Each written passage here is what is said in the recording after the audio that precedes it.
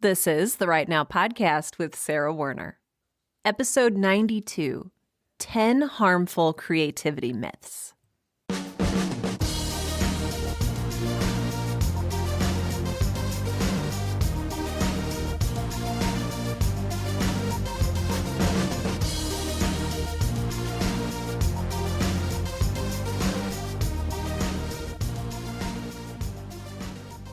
Welcome to Right Now, the podcast that helps all writers, aspiring, professional, and otherwise, to find the time, energy, and courage you need to pursue your passion and write. I'm your host, Sarah Werner, and there are a lot of lies floating around out there about creativity and creative writing. And some of these lies, a lot of us have learned not to pay too much attention to. Lies like, write what you know and only what you know, and you won't make any money if you self-publish.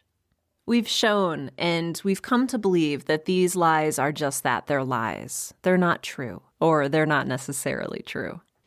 But there are still a lot of really pervasive myths about creativity. And I started making a list of these myths for an email series I did a while back for my newsletter subscribers. And it was kind of hard to narrow them down, but I think I finally narrowed it down to my top 10 creativity myths and why they're myths and why they hold us back and how they hold us back and why we believe them.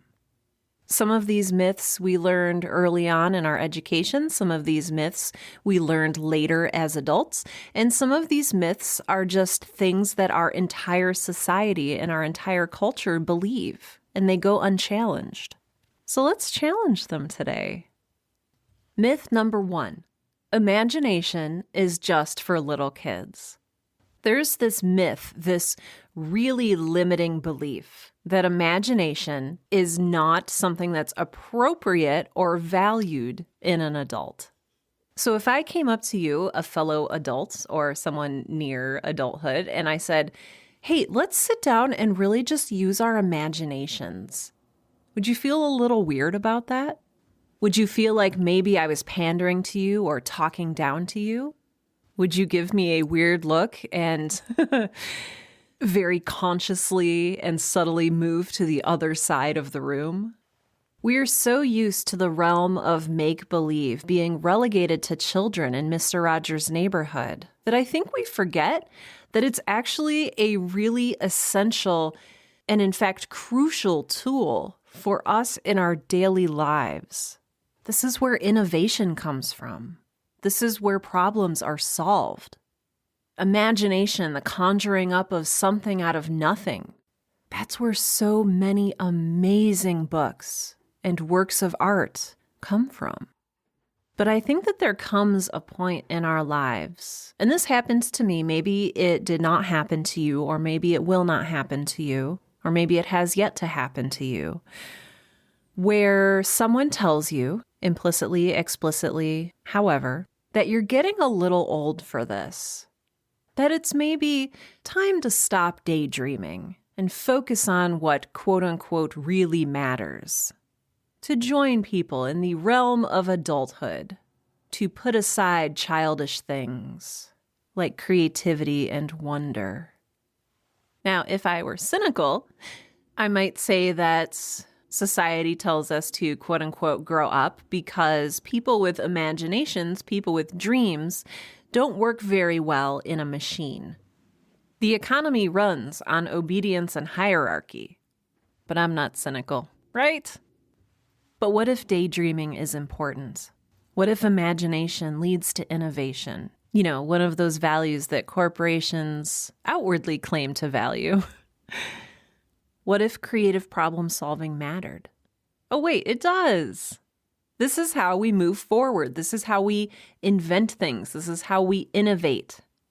Jerome Stern says, we have to recognize imagination as a form of knowledge. Because it is. There is a limiting belief that creativity is not for us, that imagination is not for us, but it is. It never stops being for us. It never stops being ours. And in fact, it's our duty to hold on to it and to use it to help the world begin to flourish again. Myth number 2, you need a special degree in order to be creative or to be a writer. I talk with a lot of writers. In fact, my primary job has kind of become talking to writers. And a lot of the writers I talk to don't allow themselves to call themselves writers because they don't have the quote-unquote proper credentials. Writing and creating are a little bit different from other professions, from other hobbies, from other activities, such as performing brain surgery. If I need to get brain surgery done, then I'm going to want to get it done by someone who is accredited, somebody who's qualified, somebody who has, preferably, a medical degree. And I want this because as somebody who's about to undergo brain surgery, I'm scared. I'm scared that something will go wrong. I'm afraid that they'll mess up the surgery. Demanding a qualified brain surgeon mitigates the risk, whether in reality or in my mind, of something going wrong during a very critical procedure. Now, this is where my opinion often gets me into hot water with other writers. And so I'd like to preface this by saying, hey, everything in this podcast is purely my opinion. But while writing is hard work, and while writing is tedious work, and while creativity is a long and difficult journey, you don't need any sort of credentials or any sort of qualification to jump in and start doing it.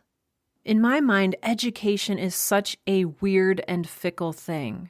And while I'm very grateful for my education, I also realize that it is not 100% everything. Education does not equal skill or talent. Education does not equal aptitude. I don't have an MFA, a Master's in Fine Arts. I don't have a PhD or a doctoral degree in literature or writing. But I do educate myself daily even on what good writing is, on what storytelling is, on what makes a story work and what makes it not work. If you are willing to open up your mind, if you are willing to have discussions with other creators, if you are willing to admit that you might not know everything, then you are in the midst of a great education. I need to be very careful here because if you do have an MFA, if you do have a master's degree, if you do have a doctorate in literature, in writing, in English, I don't want to disparage that. You put a lot of time and money into earning that degree. But that degree alone is not a permission slip to become a writer or a creator. Some people treat it as one. Some people like to say, I'm going to get my MFA so that I feel qualified. I'm going to get my MFA so I can finally give myself permission to write. And some people need that, and I am not here to judge them. I, at one point in my career, was considering going to graduate school so that I could feel like I had the permission I needed to create what I wanted to create. But I want to say loud and clear right here, you do not need a special degree to tell your story. You do not need a certificate or a qualification to write a book. The myth is that you're less of a creator, you're less of a writer, or you have less potential if you don't have a master's degree, an MFA, a doctorate degree. But while those degrees and qualifications do open up certain doors and align you with certain privileges, they by no means can dictate whether or not you can be a successful writer or creator. The limiting belief here is that you alone are not enough to tell your story. That's the myth. The truth is, you have permission to be creative right now. You don't need to wait for anyone else to okay it. You don't need to wait for anyone else to sign a diploma in order for you to tell your story. You have everything you need to start right now. Myth number 3 is that you're either born creative, so you're either naturally creative, or you're not. I've heard this from so many sources, including my own mother, who insists that she is not creative.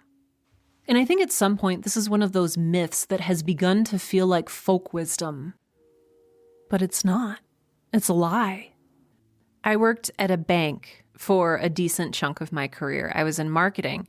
And every year I would send out an email to my coworkers and say, hey, who's with me for this year's NaNoWriMo, National Novel Writing Month? Who's with me? Who's in?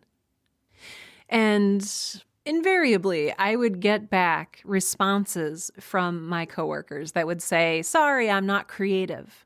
Sorry, I can't write a book. I have a business degree.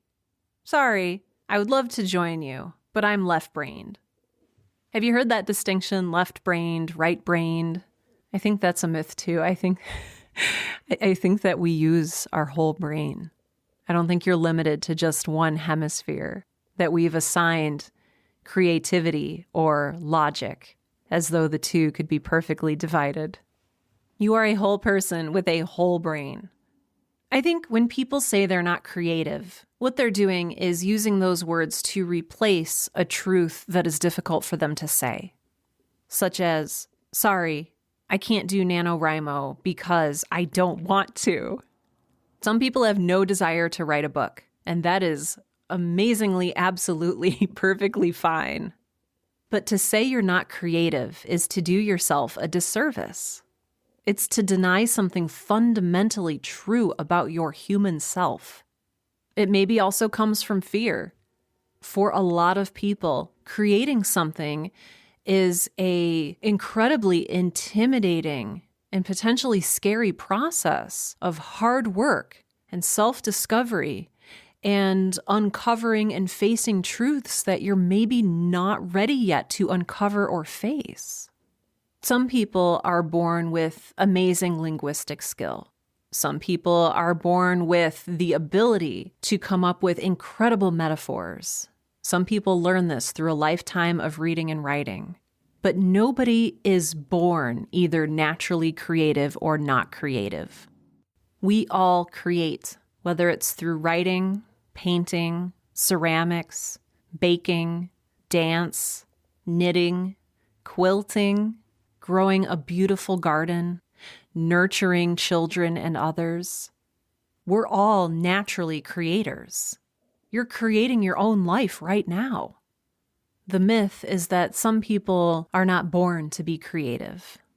But the liberating truth is that creativity is an innate part of who we are as human beings.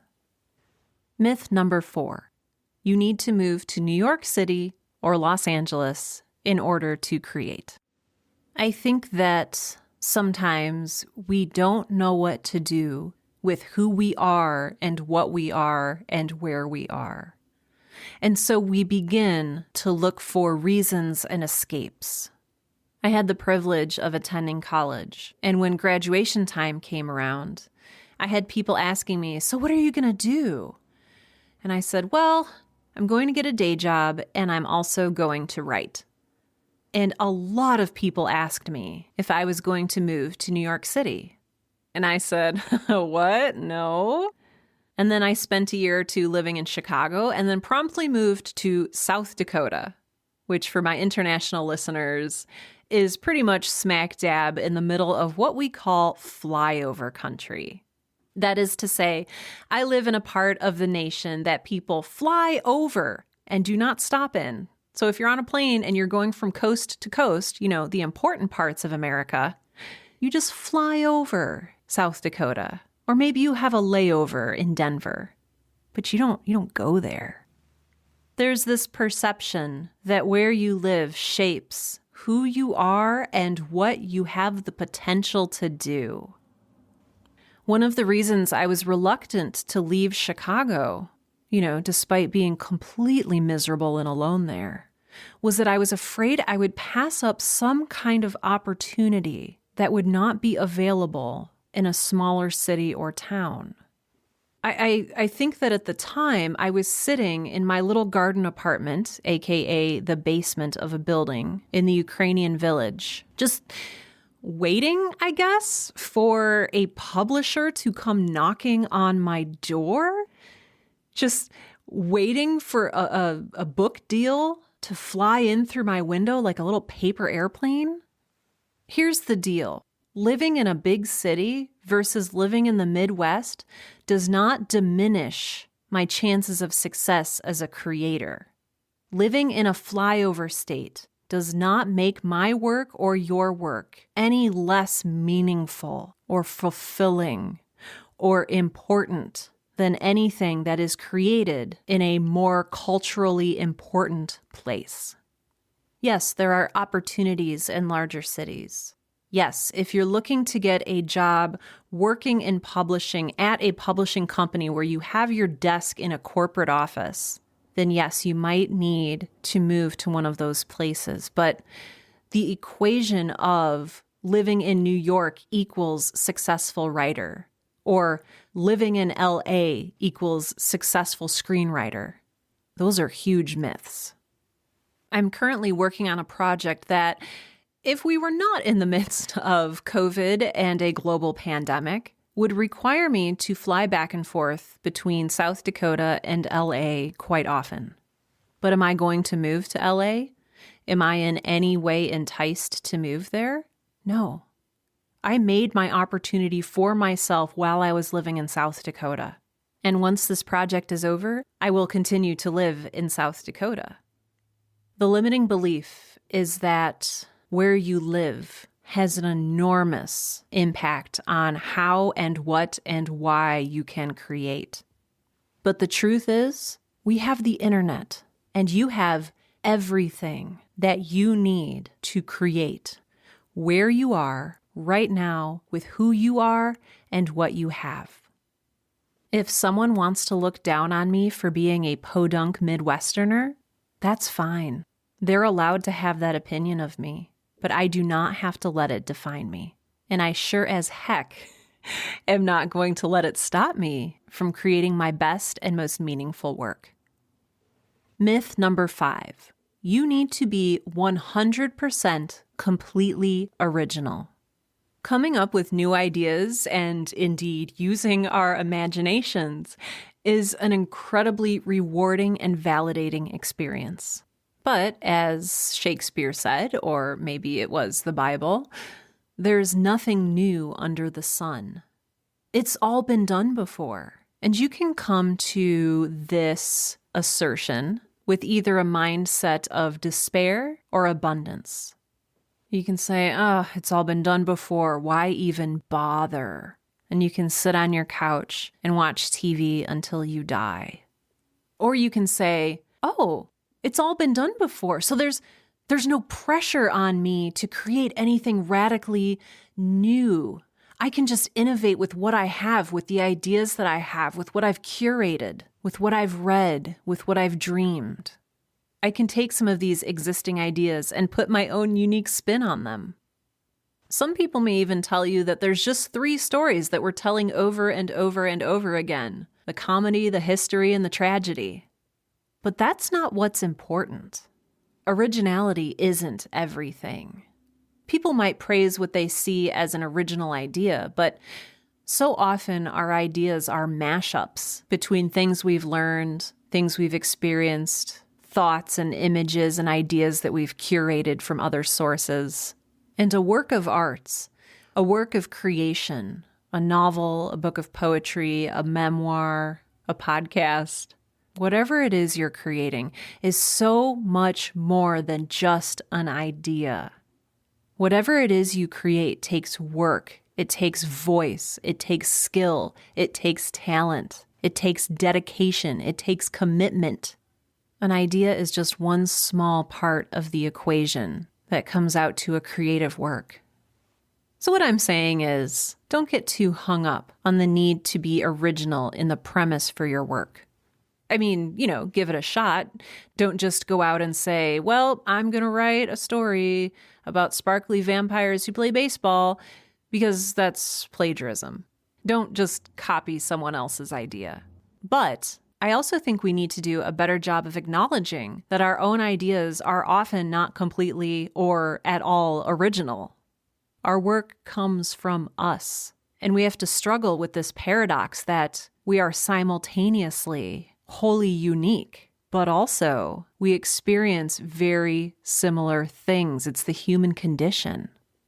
So the limiting belief here is that you need to be 100% original in order to be creative, where the freeing belief is that you can use your experiences, others' experiences, other stories, ideas, everything that you have at your disposal to create something beautiful and meaningful and new. Myth number 6. It's possible to run out of creativity. Back when I was working full-time in marketing, I used to be very careful about how I, quote-unquote, spent my creativity.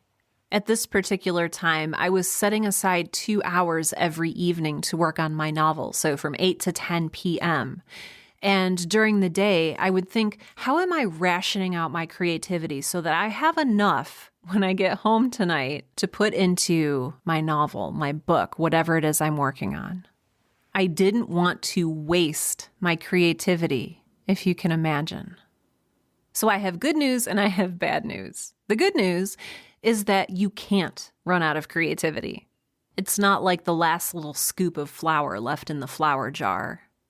As Maya Angelou said, you can't use up creativity. The more you use, the more you have. Creativity begets creativity. It's sort of like love. I don't withhold my love for other people so that I can, save it for when I see my niece.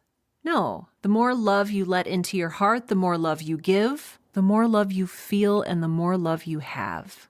Creativity is a wellspring that continually flows if you let it. So what's the bad news, you ask? Well, the bad news is we can run out of energy. And if you've ever been burned out before, if you've ever overextended or overwhelmed yourself, you know exactly what I'm talking about. Energy is our tether to the physical. Energy dictates how far we can go, what we can produce, what we can create, how late we can stay up. This is why I am such a huge proponent these days of self-care, of taking care of yourself, of replenishing your energy when you need it, of not overworking yourself. Because while you cannot run out of creativity, you can run out of energy. And you can get to a place where you're hurting yourself, where you're limiting your future production, your future creation, by pushing your physical form too far and not giving it the time and rest and hydration it needs to recharge and to prepare itself for another full day of creating. So the limiting belief here is that we can run out of creativity. But the freeing belief is that the more creativity we use, the more we have. We just have to be good at taking care of ourselves and replenishing our energy when we need it. Myth number 7, society doesn't want you. When I initially sent out these emails to my newsletter recipients, this was the myth that I got the biggest response to. I graduated college in 2006, right at the start of the Great Recession. And I remember thinking as I searched for jobs that had increasingly less and less to do with the degree that I had earned, wow, society really doesn't want me. The economy had no place for anyone in my graduating class, and it was really easy to come away with a sense of purposelessness, to come away with a sense of being unwanted and unneeded. I had a very good friend with a degree in physics who was working the overnight shift at a gas station. I was very fortunate to land a data entry position shortly after I graduated, and I remember feeling betrayed. I had been told that going to college was the key to entering a meaningful place in the workforce. And I know that many of my friends and colleagues felt the same way. We'd been lied to, and we had thousands and thousands of dollars of student loan debt that working overnight at a gas station or working for $10 an hour doing data entry wasn't going to do much good in paying off. As I continued to work my way through my career, and I went from data entry positions to entry-level marketing positions to mid-level marketing positions, I found that I was still a little bit bitter or angry or betrayed. None of the jobs that I was working wanted the actual value that I could provide. They didn't want to pay me to be innovative or creative. They didn't want me to solve problems. They wanted me to sit down and push buttons. They just wanted obedience. They wanted a warm body who could carry out a task. Maybe you've experienced something like this. Maybe you've been in a position where you've wanted to say, I have so much more I can offer if you would just let me. And it can be frustrating and even hurtful to say, look, I'm capable of so much more, and to have someone else say, no, we don't want that. If you've ever written a novel or a short story and submitted it for publication, if you've ever queried an agent, if you've ever gotten rejected from either of these, it's so easy to feel unappreciated. It's so easy to feel invisible and frustrated and helpless and even betrayed. It's tempting to say, you know what? Fine. I'll keep my head down and I'll do my work and I won't even try to be creative. But here's the thing. While society will tell you over and over again that it doesn't want your creativity, it actually needs it to move forward and evolve. Because what makes a real difference in society and to individuals? It's not the form letters that I was sending out. It's not the data I was entering. It's the creative works that innovate, that reinvent the way we live and the way we see things. Those things that push our buttons and coax us out of our comfort zones, that give us things we've never seen before. So while society might not explicitly want or ask for your creativity, it sure as heck needs it. The limiting belief here is that society doesn't want you. It doesn't want your creativity. The freeing belief here is that maybe you're not creating for society. Maybe you're creating for you. Maybe you're creating because you love to create, because you have a story to tell, because you have a message to share. And maybe after all of that, you will become more valuable to society than anyone, including yourself, ever imagined. Myth number 8. Success comes from hustle. I went through a phase in my life, actually right around the time that I started the Right Now podcast, when I was working a full-time job, podcasting, volunteering, ghostwriting books in whatever spare time I could find. I was living the hustle life. I was in this mindset that if I wanted to get anywhere, I had to go harder. I had to work harder. Sleep was for the weak. Rest was for the pitiful. I don't know. There's like this whole mindset that went along with the glorification of overworking yourself. As we talked about before, we have a limited amount of energy, and we need to take care of ourselves and rest and replenish that energy so that we can become the creators that we need to be. Now, you may be thinking, Sarah, with everything I have going on, maybe adding in a creative project like writing a giant novel is not good and will lead to burnout. And yes, it might. However, creativity is actually really good for us. It alleviates stress. It helps us feel happier and more fulfilled. It even makes us more resilient and less prone to disease. So inevitably, as usual, we're faced with a paradox. And that is, the creative projects that we're longing to do are good for us, mentally, physically, even spiritually, but how do we fit them into our already crammed schedules? How do we create without the act of creativity becoming yet another hustle? The answer to this question/paradox is going to be different for everyone. And there are no easy answers. I had to sit down and think about this for myself. I had to journal about it for a while. And for me, the answer that I came up with was two-part. That A, creating is an act of self-care. And B, I have a choice in how I live and how I spend my time. I have a whole podcast episode about this, but sometimes saying yes to a creative project means saying no to something else that we'd previously prioritized. It's up to you to make that decision. It's up to you to line up your priorities and make difficult choices about what needs to be in your life. And I think at the end of the day, it's less about squeezing in yet one more activity and more about understanding and prioritizing what is truly meaningful, fulfilling, and life-giving to each of us. So the myth here is that success comes from hustle, from overworking yourself, when really success comes from taking care of yourself and leading and choosing a fulfilling, fulfilled, and prioritized life. I'm just going to acknowledge right now that today has been a perfect symphony of trains, airplanes, helicopters, garbage trucks.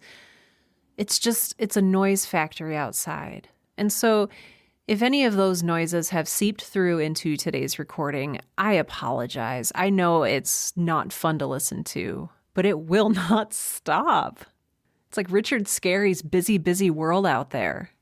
Okay, on to the next myth. Myth number 9, you must create a masterpiece. Maybe you'll relate to this, but I am a recovering perfectionist. I am trying to get over perfectionism, the need for everything I create to be perfect, whatever that means. I've always had high standards for myself and my work, and to think of lowering those standards and producing something that was not earth-shatteringly beautiful and amazing, perish the thought. Also, ask me about my ego sometime. I remember the day at the office where my boss told me something that was really hard for me to hear. He told me done is better than perfect. And that sometimes we need to ship things, sometimes we need to send things off to clients that are done, and that the extra 7 or 8 hours that we would put into tweaking it and making it quote unquote perfect were not worth the investment of those hours. It's something that's stuck with me now as I create for a living. Done is better than perfect. Because as a perfectionist, what I used to do is never publish or submit anything. You know, this recording is going to be imperfect because I live by a train tracks, a hospital, an Air Force base, a school, actually 2 hospitals. It's just, this isn't going to be perfect. But you know what? I'm getting this episode done and it's going to help people. And if you, as a gracious listener, are willing to tune out the train whistles and the garbage trucks and the helicopters and the F-16s, I thank you for it. If we are focused on being perfect, if we are obsessed with being perfect, which I was, then nothing is ever good enough, nothing is ever finished, and our work crumbles at our desk, unseen by the world, unheard by the world. Our messages go adrift. My perception of perfect came from the works of literature I was reading. I would look at a book that had been published. I would look at my own draft and I would say, this is not good enough. This is not a work of staggering genius. Again, ask me about my ego sometime. I didn't think about this until years later when I watched an amazing video from the School of Life called The Perfectionist Trap, which I'll link to in the show notes for today's episode. But I was comparing my rough drafts to someone else's published work, someone who had decades more of experience than I did, someone whose work had been through multiple editors, someone whose work had been through multiple rewrites. We cannot do that to ourselves. It is not only unfair, it is cruel. Give yourself a little bit of grace. Are you holding yourself to an impossible standard? Or are you willing to learn as you go? Are you willing to publish as you go? Are you willing to grow as a creator? To subject your work to the criticisms of others, learn from them, and continue growing. If the limiting belief here is that you must create a perfect masterpiece, the freeing belief is that done is better than perfect. Finally, myth number 10. Failure is bad. Failure is such an interesting topic. It seems so weighty. It seems like if you fail, you die. If you fail, it's something that you can't recover from. If you fail, you're over and you go away or you fade into oblivion. But I have a truth for you that might be hard to hear, and that is failure is an inevitable part of the creative journey. You're going to write poems that don't work. You're going to write stories that don't work. You're going to write novels that don't sell. Here's an interesting question to ask yourself. Would you keep working on that project if you knew it was going to be a failure? And why or why not?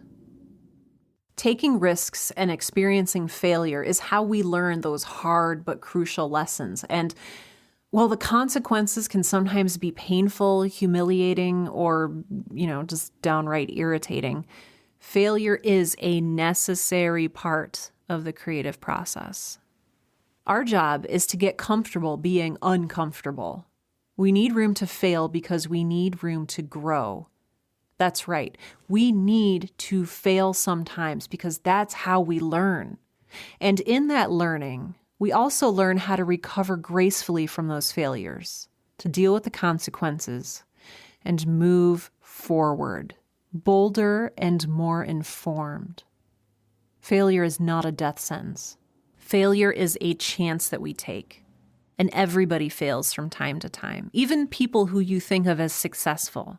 Everyone has a failure. Everyone has something that they're not quite proud of.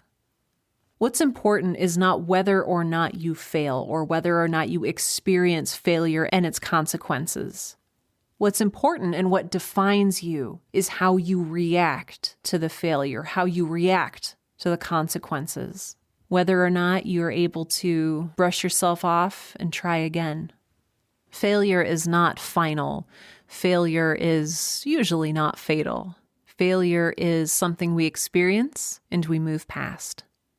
The limiting belief is that we can somehow hide from or protect ourselves from ever failing ever, when the freeing belief is that we need to just get comfortable failing and then recovering from it. Well, that's a really cheery note to end our 10 myths on. But seriously, I hope that these were helpful.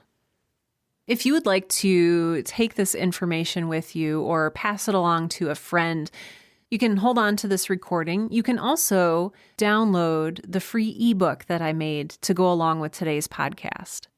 You can download my 10 Harmful Creativity Myths ebook for free from my website, sarahwerner.com. That's sarahwerner.com/10 myths. That's sarahwerner.com/10myths. So, if you're interested, it's completely free. There are no strings attached. Just submit your email address. Let me know where to send the copy of the ebook to. If you are not comfortable submitting your email address, there is a little link you can click in the fine print that just says, hey, just let me download the PDF, and you can totally do that. I just want this to be something that you can take with you that feels inspiring, that feels like a breath of air in a very crowded and cluttered and stuffy room. This podcast and all of the free resources and such that I offer are made possible by my amazing patrons out on Patreon. Patreon is a secure third-party donation platform that allows you to pay $1 per episode, $2 per episode, whatever it is you feel like pledging to me here at the Right Now podcast. And in doing so, you help me cover my time, hosting costs, all of that good stuff to make sure that the Right Now podcast and all of the accompanying resources are free for everyone. Special thanks today go out to patrons Amanda King, Amanda L. Dixon, Julian Vincent Thornburg, Laurie, Leslie Madsen, Michael Beckwith, Regina Calabrese, Sean Locke, Susan Geiger, TJ Brick, Tiffany Joyner, Leslie Duncan, and Sarah Lauzon. Thank you all so incredibly much for your generous support. Again, if you would like to download my free ebook based on this episode, you can do that out at sarahwerner.com. That's sarahwerner.com/10myths. That's 10myths. If you would like to become a patron of the Right Now podcast, you can do so by going out to patreon.com. That's patreon.com/Sarah Ray Werner, SarahRheaWerner, or by going out to my website, navigating to the show notes for today's episode, and clicking on Help Support This Podcast. Either way, I hope you've enjoyed this episode. I hope you enjoy the free ebook. I think it's about 50 pages. It's not like a massive giant book, but it is fairly substantial and hopefully helpful. So feel free to download it, share it with people who you feel would benefit from it. Just share the love. All right. And with that, this has been episode 92 of the Right Now podcast, the podcast that helps all writers, aspiring, professional, and otherwise, to find the time, energy, and courage you need to pursue your passion and write. I'm Sarah Werner, and I know you can do this.